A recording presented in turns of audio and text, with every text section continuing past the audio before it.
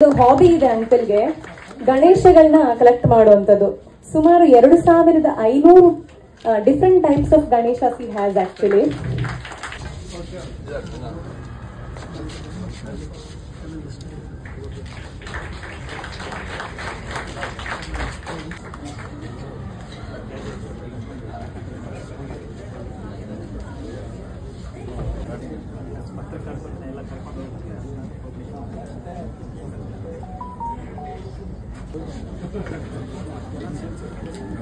ಈಗ ಈ ಕೃತಿಯನ್ನ ಲೋಕಾರ್ಪಣೆ ಮಾಡಿದಂತಹ ಖ್ಯಾತ ಲೇಖಕರಾದಂತಹ ಶ್ರೀ ಎಸ್ ಷಡಕ್ಷರಿ ಅವರು ನಮ್ಮೆಲ್ಲರನ್ನ ದಯವಿಟ್ಟು ವೇದಿಕೆ ಬಂದು.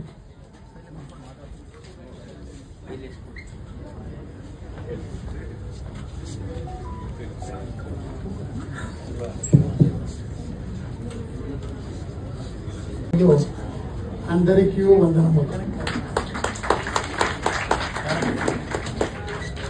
ವೇದಿಕೆ ಮೇಲೆ ಸಭಾಂಗಣದಲ್ಲಿ ಇತರರಿಗೆ ಎಲ್ಲ ಮಹಾನುಭಾವರಿಗೆ ಮಹಿಳೆಯರಿಗೆ ನನ್ನ ಹೃತ್ಪೂರ್ವಕವಾದ ನಮಸ್ಕಾರಗಳು.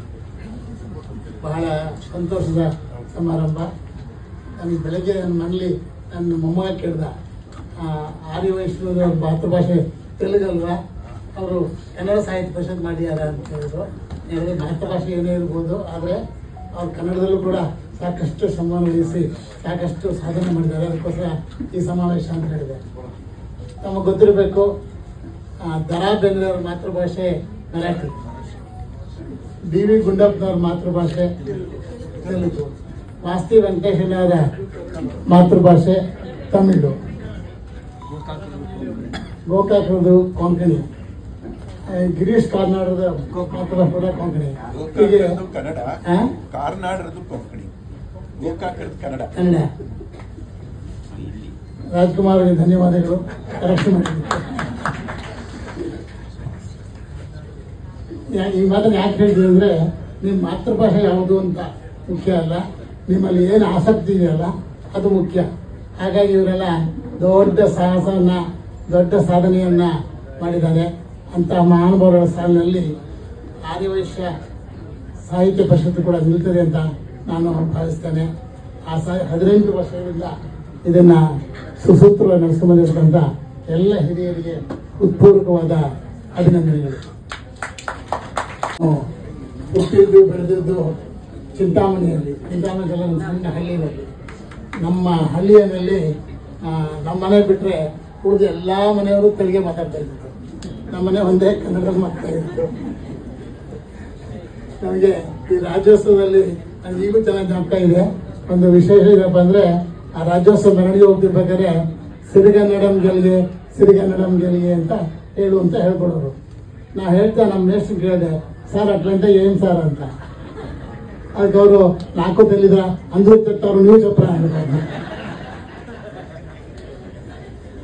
ಆಮೇಲೆ ಅರ್ಥ ಆಯಿತು, ಕನ್ನಡದಲ್ಲಿ ಒಂದು ಸಿರಿ ಇದೆ, ಆ ಸಿರಿ ಗೆಲ್ಲಿ ಅಂತ ನಾವೆಲ್ಲ ಪ್ರಾರ್ಥನೆ ಮಾಡ್ತಕ್ಕಂಥದ್ದು ಸಿರಿಗನ್ನಡಂ ಗೆಲ್ಗೆ, ಸಿರಿಗನ್ನಡಂ ಬಾಳ್ಗೆ ಅಂತ.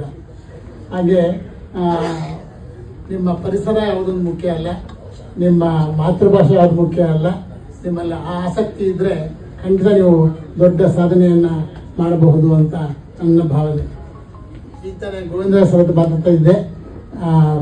MG ರೋಡಲ್ಲಿ ಬಿಗ್ ಕಿಡ್ಸ್ ಕಂಪ್ನಿ ಇತ್ತಲ್ಲ, ತಾವು ಗಮನಿಸಿರ್ಬೋದು. ಆ ಬಿಲ್ಡಿಂಗ್ ನಮ್ದು ರಮಣಶ್ರೀ ಶಾಪಿಂಗ್ ಆರ್ಕೇಡ್ ಅಂತ. ನಮ್ಮ ಗುಡ್ ನೈಬರ್ ಯಾರು ಗೊತ್ತಾ? ಗೋವಿಂದರಾಜ್ ಸರ್ ಅವರು. ವಾಯ್ದು ಚೇಂಬರ್ಸ್ ಅವ್ರ ಬಿಲ್ಡಿಂಗು, ನಮ್ಮ ಪಕ್ಕದ ಬಿಲ್ಡಿಂಗ್ ಅವ್ರದ್ದು. ಮತ್ತೆ ಗೋವಿಂದರಾಜ್ ಅವರು IME ಅಧ್ಯಕ್ಷರಾಗಿದ್ದಾಗ ಅವರ ಒಂದು ಸಮಾವೇಶವನ್ನ ನಮ್ಮ ಹೋಟೆಲಲ್ಲಿ ಮಾಡಿದ್ರು, ಒಂದು ಅವಕಾಶ ಕೊಟ್ಟಿದ್ರು. ಈಗ ಒಂದು 10-12 ವರ್ಷ ಆದ್ಮೇಲೆ ಅವ್ರ 20 ವರ್ಷ ಆಯ್ತಲ್ಲ, 20 ವರ್ಷಗಳ ನಂತರ ಗೋವಿಂದರಾಜ್ ಅವ್ರನ್ನ ನೋಡತಕ್ಕಂಥ ಅವಕಾಶ ಸಿಕ್ತು ಈ ಸಮಾರಂಭದಲ್ಲಿ. ಸರ್, ನೀವು ಈಗಲೂ ಹಾಗೆ ಹೆಂಗಾಗಿ ಕಾಣ್ತೀರ ಸರ್? ಇಲ್ಲ, ವಯಸ್ಸಾದ್ಮೇಲೆ ಹೆಂಗಾಗಿ ಕಾಣಲ್ಲ, ಹೆಂಗೋ ಕಾಣಿಸ್ತೀವಿ. ಆದರೆ ಹೆಂಗಾಗಿ ಕಾಣಿಸೋದಿದೆಯಲ್ಲ, ಅದು ಮನಸ್ಸಿನ ಸ್ಥಿತಿ ಅಂತ ನಾನು ಭಾವಿಸ್ತೇನೆ. ನಿಮ್ಮ ಇನ್ನೊಬ್ರು ನಿಮ್ಮಲ್ಲೇ ಒಬ್ಬರಿದ್ದಾರೆ, ವಿಜಯ್ ಸಮರ್ಥ ಅಂತ, ಬಂದಿದ್ದಾರೆ ಅವರಿಲ್ಲ, ಮುಂದೆನೇ ಕೂತಿದ್ದಾರೆ. ಅವರು ಅಷ್ಟೇ ವರ್ಷಕ್ಕೆ ಏನಿಲ್ಲ ಅಂದ್ರೆ ಒಂದು 10-12 ಫಂಕ್ಷನ್ ಮಾಡ್ತಾರೆ, ಸಾಹಿತ್ಯ ಸಂಬಂಧಪಟ್ಟಿದ್ದು ಮಾಡ್ತಾನೆ ಇರ್ತಾರೆ. ಏಕಾಂಗಿಯಾಗಿ ಅವರು ಮೊದಲು ನಿಮ್ಮ ಇದರಲ್ಲಿ ಇದ್ರಂತೆ, ಈ ಸಂಸ್ಥೆಯಲ್ಲಿ ಇದ್ರಂತೆ. ಆನಂತರ ಅವರು ಸಮಸ್ತ ಸಾಂಸ್ಕೃತಿಕ ವೇದಿಕೆಯನ್ನು ಮಾಡ್ಕೊಂಡು ತುಂಬ ಚೆನ್ನಾಗಿ ಕಾರ್ಯಕ್ರಮ ಮಾಡ್ತಾರೆ. ನನಗೆ ಆಶ್ಚರ್ಯ, ಅವ್ರದ್ದು ವ್ಯವಹಾರ ಮಾಡ್ಕೊಂಡು ಅವ್ರ ವೃತ್ತಿಯನ್ನು ನೋಡ್ಕೊಂಡು ಮತ್ತೆ 10-12 ಸಮಾವೇಶಗಳನ್ನ ಸಂದರ್ಭಗಳನ್ನ ಮಾಡ್ತಕ್ಕಂಥವ್ರು ತುಂಬ ದೊಡ್ಡದು. ನಿಮ್ಮೆಲ್ಲರ ಪರವಾಗಿ ಅವರಿಗೆ ಹೃತ್ಪೂರ್ವಕ ಅಭಿನಂದನೆಗಳು. ಒಂದು ದೊಡ್ಡ ಚಪ್ಪಾಳೆ ಮೂಲಕ ಅವರಿಗೆ ಸನ್ಮಾನಿತರು. ಕೂಡ ಇವತ್ತು ಸನ್ಮಾನಿತರಲ್ಲಿ ಅವರು ಒಬ್ರು ಅಂತ ಹೇಳ್ತಾರೆ. ಅಭಿನಂದನೆಗಳು ವಿಜಯ ಸಮರ್ಥ ಅವರು. ಅವ್ರು ವಿಜಯಿಗಳು ಹೌದು, ಸಮರ್ಥರು ಹೌದು. ಆದ್ಮೇಲೆ 18 ವರ್ಷಗಳ ಕಾಲ ತನ್ನ ಅಸ್ತಿತ್ವ ಉಳಿಸ್ಕೊಂಡು ಒಂದಲ್ಲ ಒಂದು ಒಳ್ಳೆಯ ಕೆಲಸ ಮಾಡ್ಕೊಂತ ಬಂದದ್ದು. 6-7 ಸಮಾವೇಶ ಮಾಡ್ತಕ್ಕಂಥ ಈ ಆರ್ಯವರ್ಷ ಸಾಹಿತ್ಯ ಪರಿಷತ್ಗೆ ನಾವೆಲ್ಲರೂ ನಿಜವಾಗಿಯೂ ಹೃತ್ಪೂರ್ವಕವಾದ ಅಭಿನಂದನೆ ತಿಳಿಸಬೇಕು. ತುಂಬ ಒಳ್ಳೆಯ ಕಾರ್ಯವನ್ನು ಮಾಡ್ಕೊಂಡು ಬಂದಿದ್ದಾರೆ. ಇದನ್ನೇ ಪುಸ್ತಕ ಬಿಡುಗಡೆ ಮಾಡಿದೆ. ಮಲೆನಾಡಿನ ಗಾಂಧಿನಗರ SR ನಾಗಪ್ಪ ಶೆಟ್ಟರು ಅವ್ರು ಹೇಳೋದು ಬರೀ 3 ದಿವಸದಲ್ಲಿ ಪುಸ್ತಕ ಪ್ರಿಂಟ್ ಆಗಿದೆ ಅಂತ. ಆ 3 ದಿವಸದಲ್ಲಿ ಇಷ್ಟು ಚೆನ್ನಾಗಿ ಪ್ರಿಂಟ್ ಮಾಡ್ತಕ್ಕಂಥವ್ರಿಗೆ, ಅದು ಬರ್ತಕ್ಕಂಥ ಶ್ರೀಮತಿ ಸುಷ್ಮಾ ಅವರಿಗೆ ಹೃತ್ಪೂರ್ವಕ ಅಭಿನಂದನೆಗಳು. ಬಸವ ಅವರಿಗೆ 3 ದಿವಸ ಬದಲು 30 ದಿವಸ ಕೊಟ್ಟಿದ್ರೆ ಇನ್ನೂ ದೊಡ್ಡ ಪುಸ್ತಕ ಬರೀತಿದ್ರೆ ಗೊತ್ತಿಲ್ಲ. ಅಮ್ಮ, ನಿಮ್ಮಿಂದ ಇನ್ನೂ ಇಂಥ ಸಾಹಿತ್ಯ ಸೇವೆ ಆಗಲಿ, ಇನ್ನೂ ಹೆಚ್ಚೆಚ್ಚು ಪುಸ್ತಕ ಬರುವಂತಾಗಲಿ ಅಂತ ಹಾರೈಸ್ತೇನೆ. ನನಗೆ 8 ನಿಮಿಷ ಸಮಯ ಕೊಟ್ಟಿದ್ದಾರೆ. ಇಲ್ಲಿಂದ ಅವ್ರ ಹಿಂದ್ಗಡೆ ಬಂದು ಚೆನ್ನಾಗಿ ಆಗ್ತಾ ಇದೆ. ಒಬ್ರು ಹಿಂದೆ ಭಾಷಣ ಮಾಡೋಕ್ಕೆ ನಿಲ್ಲಿಸಿದ್ರು. ಅವ್ರು ಭಾಷಣ ಮಾಡ್ತಾ ಇದ್ರು. ಅವ್ರ ಸಮಯ ಮುಗೀತು. ಅವ್ರಿಗೆ ಚೀಟಿ ಕಳಿಸೋದು, ಅವ್ರ ಚೀಟಿ ನೋಡೋದು ಮತ್ತು ಜೋಗ್ಲಿ ಇಟ್ಕೊಳ್ಳೋದು, ಚೀಟಿ ನೋಡೋದು. ಕೊನೆಗೆ ನಿರೂಪಣೆ ಮಾಡ್ತಕ್ಕಂಥ ನಿಮ್ಮ ಹೆಸರೇನು?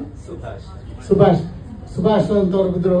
ಅವ್ರು ಹೋಗಿ ಅವ್ರ ಕೋಟ್ನ ಹಿಂಗ್ ಜೋರಾಗಿ ಎಳೆದು ಸಾಕು ನಿಲ್ಲಿಸ್ಬಿಡಿ ಸರ್, ಮೈಕ್ ಬಿಟ್ಬಿಡಿ ಸರ್ ಅಂತ ಹೇಳಿದ್ರೆ ಅವ್ರು ಬೇಕಾದ್ರೆ ಕೋಟ್ ಬಿಟ್ಕೊಡ್ತೀನಿ, ಮೈಕ್ ಬಿಡಲ್ಲ.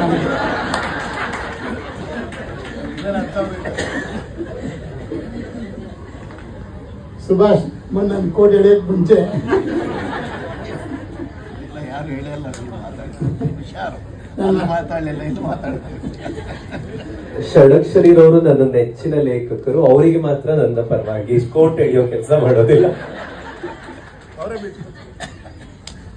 ಮಾತೃಭಾಷೆ, ನಮ್ಮ ಪರಿಚಯದ ಭಾಷೆ ಬಗ್ಗೆ ನಾನು ಕ್ಷಣ ಹೊತ್ತು ಅನುಭವದಲ್ಲಿ ಒಂದು ಸಣ್ಣ ಘಟನೆಯನ್ನ ನಿಮ್ಗೆ ಹೇಳಕ್ಕೆ ಇಷ್ಟಪಡ್ತೀನಿ. ಪ್ಯಾರಿಸ್ನಲ್ಲಿ ಒಂದು ಸರ್ಕಸ್ ಕಂಪನಿ ಇತ್ತು. ಆ ಸರ್ಕಸ್ ಕಂಪನಿಯಲ್ಲಿ ಒಂದು ಆನೆ ಇತ್ತು. ಆನೆ ಇದಕ್ಕಿದೆ ಗೊತ್ತಿಲ್ಲ ಯಾಕೋ ಏನೋ ತುಂಬಾ ಹೊರಟಾಗಿ ಬಿಹೇವ್ ಮಾಡೋದು. ಹತ್ರ ಯಾರನ್ನೂ ಬಿಡ್ಕೋತಾ ಇರಲಿಲ್ಲ. ಯಾರನ್ನ ಹತ್ರ ಹೋದೆ ರೋಷಾವೇಶನ ಹೋಗಿ ಅವ್ರನ್ನ ತುಳಿದೋ ಇಲ್ಲ ಎಸ್ದೋ ತೊಂದರೆ ಮಾಡ್ತಾ ಇತ್ತು. ಸರ್ಕಸ್ ಕಂಪ್ನಿ ಮಾಲೀಕರಿಗೆ ಗೊತ್ತಾಗಲಿಲ್ಲ ಏನು ಮಾಡೋದು ಅಂತ. ಅವ್ರು ಕೊನೆಗೆ ಏನು ಮಾಡೋದು ಅಂದರೆ, ಇದನ್ನ ತಹಬಂದಿಗೆ ಸಾಧ್ಯ ಇಲ್ಲ, ಇದನ್ನು ಗುಂಡಿಟ್ಟು ಸಾಯಿಸ್ಬೇಕು ಅಂತ ತೀರ್ಮಾನ ಮಾಡಿದ್ರು. ಅದನ್ನು ಪತ್ರಿಕೆಗಳು ಕೂಡ ಬಂತು, ಹಿಂಗೆ ಗುಂಡಿಟ್ಟು ಸಾಯಿಸ್ಬೇಕು ಅಂತ. ಅದನ್ನು ನೋಡಿ ಯಾರ್ಯಾರೋ ಬಂದು ಇಲ್ಲ ಯಾಕೆ ಮಾಡ್ತೀರಾ, ಪ್ರಾಣಿ ಹಿಂಸೆ ಮಾಡಬಾರ್ದು ಅಂದರೆ, ಇಲ್ಲ ಸ್ವಾಮಿ, ನಾವು ಪ್ರಾಣಿ ಹಿಂಸೆ ಮಾಡಿದ್ರೆ ಆ ಪ್ರಾಣಿ ನಮ್ಮ ಮೇಲೆ ಹಿಂಸೆ ಮಾಡುತ್ತೆ, ನಾವು ಬೇರೆ ದಾರಿನೇ ಇಲ್ಲ, ಮಾಡಬೇಕು ಅಂತ ಹೇಳಿದ್ರು. ಅವಾಗ ಕೊನೆಯಲ್ಲಿ 7-8 ದಿವಸ ಆದಮೇಲೆ ಒಬ್ಬರು ಬರ್ತಾರೆ, ಬಂದು ಹೇಳ್ತಾರೆ, ನನಗೊಂದು ಚಾನ್ಸ್ ಕೊಡಿ, ಅದನ್ನು ನಾನು ತಹಬಂದಿಗೆ ತರ್ತೀನಿ ಅಂತ. ಅವ್ರು ಹೇಳಿದ್ರು, ಸರ್ ಎಂತೆಂಥ ಝೂನಿಂದ ಜನ ಬಂದಿದ್ರು, ವೆಟರ್ನರಿ ಡಾಕ್ಟ್ರು ಬಂದಿದ್ರು, ಯಾರು ಬಂದರೂ ಕೂಡ ಅವ್ರ ಕೈಲಿ ಆಗಲಿಲ್ಲ, ನೀವೇನು ಮಾಡ್ತೀರಾ ಅಂತ. ನನಗೆ ಒಂದು ಚಾನ್ಸ್ ಕೊಡಿ, ನಾವು ಹೋಗ್ತೀನಿ ಅಂತ. ಸರ್ ಹತ್ರಕ್ಕೆ ಹೋಗ್ಬೇಡಿ, ತುಂಬ ಅಪಾಯ, ಅದು ತುಂಬ ಸಿಟ್ನಲ್ಲಿದೆ ಅಂತ ಹೇಳ್ತಾರೆ. ಇಲ್ಲ ನನಗೆ ಬಿಡಿ ಅಂದ್ಬಿಟ್ಟು ಅವ್ರು ಹತ್ರಕ್ಕೆ ಹೋಗ್ತಾರೆ. ಹತ್ರಕ್ಕೆ ಹೋಗೋದೇನೋ ಅದ್ರ ಜೊತೆ ಮಾತಾಡ್ತಾರೆ. ಮಾತಾಡಿದ್ಮೇಲೆ ಆನೆ ಸ್ತಬ್ಧವಾಗುತ್ತೆ, ಶಾಂತವಾಗುತ್ತೆ, ಮತ್ತೆ ಅದರ ವೃತ್ತಿನೇ ಬದಲಾಗೋಗುತ್ತೆ. ಅದಾದಮೇಲೆ ಅವರು ಇನ್ನು ಅದೇನು ತೊಂದರೆ ಮಾಡಲ್ಲ ನಿಮಗೆ ಅಂತ ಹೇಳಿ ಅವ್ರು ಹೋಗ್ತಾರೆ. ಹೋಗ್ಬೇಕಾದ್ರೆ ಕೇಳ್ತಾರೆ, ಸರ್ ಏನು ಮಾಡಿದ್ರಿ ನೀವು ಅದಕ್ಕೆ ಅಂತ. ಅವ್ರು ಹೇಳ್ತಾರೆ, ಸರ್ ಈ ಆನೆ ಬಂದಿರೋದು ಮೈಸೂರಿಂದ, ಅಲ್ಲಿ ಯಾರೋ ಒಬ್ಬ ದಾನ ಕೊಟ್ಟಿದ್ದಾರೆ. ಮೈಸೂರಿನಲ್ಲಿ ಅದರ ಮಾವುತ ಇದ್ದಲ್ಲ, ಅವನು ಕನ್ನಡದಲ್ಲೇ ಮಾತಾಡ್ತಾ ಇದ್ದ ಆನೆಗೆ, ಹಾಗಾಗಿ ಕನ್ನಡ ರೂಢಿಯಾಗಿತ್ತು ಅದಕ್ಕೆ. ಇಲ್ಲಿ ಬಂದಮೇಲೆ ಕನ್ನಡ ಮಾತಾಡ್ತಕ್ಕಂಥ ಮಾವುತ ಸಿಕ್ಕಲಿಲ್ಲ, ಅವನು ಯಾವುದೋ ಫ್ರೆಂಚ್ ಭಾಷೆಗಳು ಇನ್ಯಾವ ಭಾಷೆಗಳು ಮಾತಾಡ್ತಾ ಇದ್ದ. ಹಾಗಾಗಿ ಅದಕ್ಕೆ ತುಂಬಾ ಸಿಟ್ಟು ಬರ್ತಾ ಇತ್ತು. ಅದರ ಅದಕ್ಕೆ ಅರ್ಥ ಆಗಿದ್ದ ಭಾಷೆಯಲ್ಲಿ ಮಾತಾಡಿದಾಗ ಅದು ತನ್ನ ವೃತ್ತಿಯನ್ನು ಬದಲಾಯಿಸ್ಕೊಳ್ತು, ತನ್ನ ಮನೋವೃತ್ತಿಯನ್ನು ಬದಲಾಯಿಸ್ಕೊಳ್ತು ಅಂತ ಹೇಳೋದು.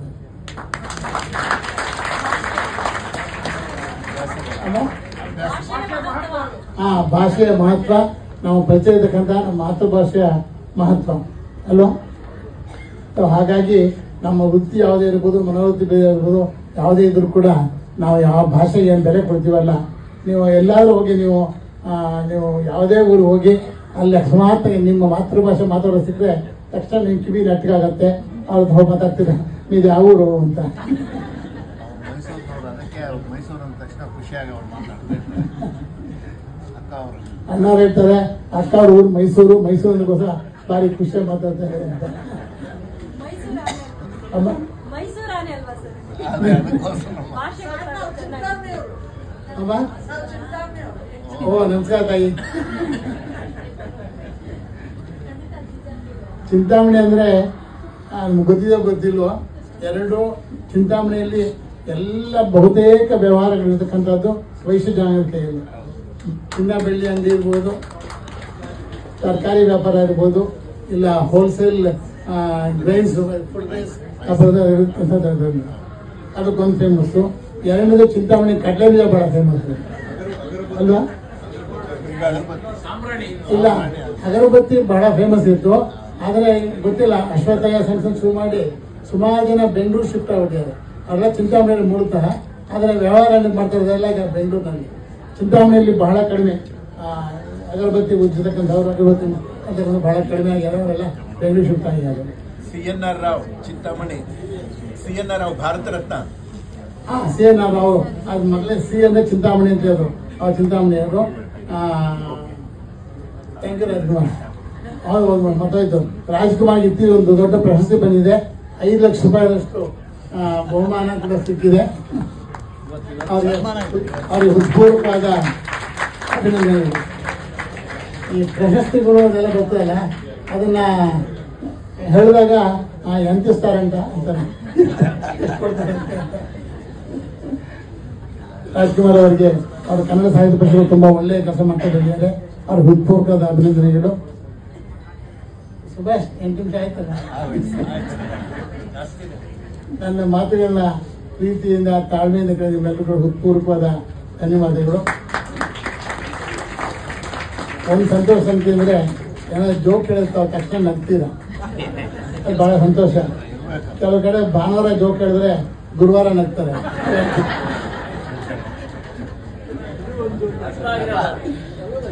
ನೀವು ಮಾಡೋ ಒಂದು ಜೋಕ್ ಮಾಡ್ತೀರಿ, ಅದಕ್ಕೆ ನೋಡಿ ಎಷ್ಟು ನಮ್ಮ ಚಿನ್ಮಯ ಮಿಷನ್ ಅಲ್ಲಿ ನಾನು ಬಹಳ ವರ್ಷದಿಂದ ಇದ್ದೀನಿ. ಚಿನ್ಮಯ ಮಿಷನ್ ಅಲ್ಲಿ ಒಬ್ರು ಸ್ವಾಮೀಜಿ ಅನುಭವಾನಂದಜಿ ಅಂತಿದ್ದಾರೆ, ಈಗಿಲ್ಲ ಅವರು, ಅನುಭವಾನಂದಜಿ ಅಂತಿದ್ದಾರೆ. ಅವರು ಅಷ್ಟೇ ತುಂಬಾ ಚೆನ್ನಾಗಿ ಮಾತಾಡ್ತಾರೆ. ಉಪನಿಷತ್ ಬಗ್ಗೆ ಮಾತಾಡ್ಲಿ, ಭಗವದ್ಗೀತೆ ಬಗ್ಗೆ ಮಾತಾಡ್ಲಿ, ಯಾವ್ದ ಬಗ್ಗೆ ಮಾತಾಡ್ ಕೂಡ ತುಂಬಾ ಸೊಗಸಾಗಿ ಮಾತಾಡ್ತಾರೆ. ಸಾಕಷ್ಟು ನಗೆ ಹಣಿಗಳು ಹೇಳ್ತಾರೆ ಅವರು. ಅವ್ರ ಮಾತನ್ನು ಕೇಳಿ ಎಲ್ಲರೂ ಇಷ್ಟಪಡ್ತಾರೆ. ಹಾಗೆ ಆದ್ರೆ ಅವ್ರ ಜೋಕ್ಗಳೆಲ್ಲ ನಗ್ತಾರೆ. ಆದ್ರೆ ಒಬ್ಬ ಮುಂದೆ ಕೂತಿದ್ರಂತೆ, ನೀವಲ್ಲಮ್ಮ ಮುಂದೆ ಕೂತಿದ್ರು, ಎಲ್ಲರೂ ನಗ್ತಾ ಇದ್ರು. ಆಯ್ಮದ ಅಂತ ಇಲ್ಲ, ಹಂಗೆ ಗಂಭೀರ ಕೂತಿದ್ರಂತೆ. ಸಾಮಾನ್ಯವಾಗಿ ಉಪನ್ಯಾಸ ಮುಗಿದ ಮೇಲೆ ಎಲ್ಲರೂ ಹೋಗಿ ಸ್ವಾಮಿ ನಮಸ್ಕಾರ ಮಾಡಿ ಆಶೀರ್ವಾದ ತಗೊಳ್ಳೋದು ಪದ್ಧತಿ. ಅವತ್ತು ಸ್ವಾಮಿ ಎದ್ದು ಬಂದು ಆಯ್ಮತ ಬಂದು, ಅಮ್ಮ ನಾನು ಇಷ್ಟೆಲ್ಲ ಜೋಕ್ಸ್ ಹೇಳಿದೆ, ಎಲ್ಲ ಮಾಡಿದೆ, ಎಲ್ಲರೂ ನಕ್ಕು, ನೀವು ಮಾತ್ರ ನಗ್ಲೇ ಇಲ್ಲ, ಗಂಭೀರವಾಗಿ ಕೂತಿದ್ರಿ, ನಿಮ್ಗೆ ಜೋಕ್ ಅರ್ಥ ಆಗ್ಲಿಲ್ಲ ಅಂದ್ರು. ಅದಕ್ಕೆ ಆಯಮ್ಮ ಹೇಳೋದು, ನಂಗೆ ಜೋಕ್ ಅರ್ಥ ಆಯ್ತು ಸ್ವಾಮೀಜಿ, ನಗ್ಬೇಕು ಅಂತ ನಂಗೂ ಆಸೆ, ಆದ್ರೆ ಹಲ್ಲು ಕಟ್ಸ್ಕೊಂಬಂದಿನಿ ಇವತ್ತು. ನಾನು ನಗದ್ ಬಾಯಿ ತೆಗೆದ್ರೆ ಹಲ್ಲು ಬಿದ್ದೋಗುತ್ತೆ, ಅದಕ್ಕೋಸ್ಕರ ನಗಲಿಲ್ಲ ಅಂತ. ಸೊ ನೀವು ಯಾರು ಹಲ್ಲು ಕಟ್ಸ್ಕೊಂಬಂದಿಲ್ಲ, ನಿಮ್ ಮುಖದ ಮೇಲೆ ನಗು. ಹಾಗೆ ತಾವು ಇನ್ನೆಷ್ಟು ವರ್ಷ ಬದುಕ್ತಾರೋ ಗೊತ್ತಿಲ್ಲ, ನೀವೇನೊಂದು 100-200 ವರ್ಷ ಬದುಕ್ಬೋದು. ಆ 100-200 ವರ್ಷ ನಗ್ನಗ್ತಾನೆ ಬಾಗಿ ಅಂತ ಹೇಳಿ, ಮತ್ತೆ ಈ ಸಾಹಿತ್ಯ ಪರಿಷತ್ ಹೆಚ್ಚು ಹೆಚ್ಚಿನ ಸಾಧನೆಗಳಾಗಲಿ ಅಂತ ಹಾರೈಸಿ ಮಾತು ಮುಗಿಸ್ತೇನೆ. ನಮಸ್ಕಾರ.